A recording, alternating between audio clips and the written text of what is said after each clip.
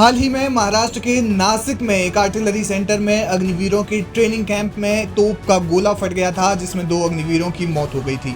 ये घटना 9 अक्टूबर को दोपहर 12 बजे के आसपास देवकाली फील्ड फायरिंग रेंज में हुई थी।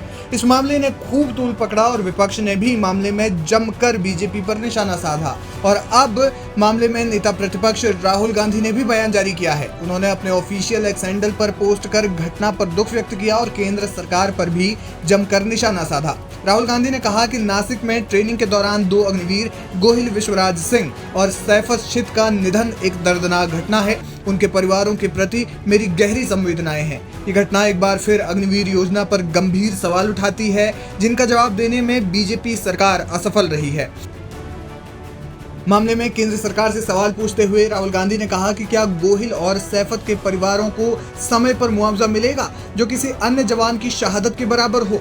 अग्निवीरों के परिवारों को पेंशन और अन्य सरकारी सुविधाओं का लाभ क्यों नहीं मिलेगा। जब दोनों ही सैनिकों की जिम्मेदारियां और बलिदान समान है तो उनकी शहादत के बाद ये भेदभाव क्यों। अग्निवीर योजना सेना के साथ अन्याय है और हमारे वीर जवानों की शहादत का अपमान है। प्रधानमंत्री और रक्षा मंत्री को जवाब देना चाहिए कि क्यों एक सैनिक की जिंदगी दूसरे सैनिक से अधिक मूल्यवान है। आइए मिलकर इस अन्याय के खिलाफ खड़े हों। बीजेपी सरकार की अग्निवीर योजना को हटाने के लिए, देश के युवाओं और सेना के भविष्य को सुरक्षित करने के लिए हमारे जय जवान आंदोलन से आज ही जुड़े।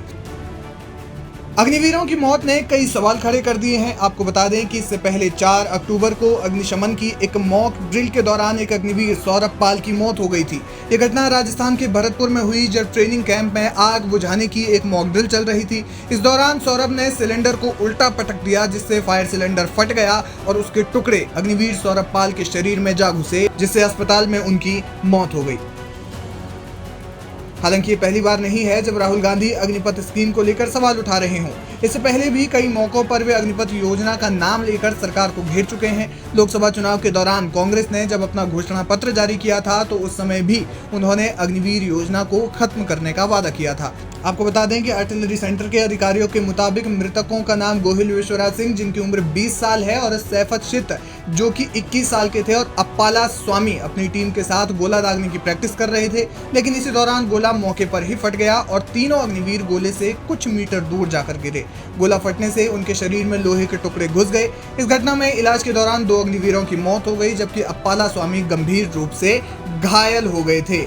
वैसे आपको बता दें कि अग्निवीरों की भर्ती योजना के तहत मृतकों के परिवारों को पेंशन नहीं मिलेगी, सिर्फ इंश्योरेंस और अन्य सैन्य सुविधाएं दी जाएंगी।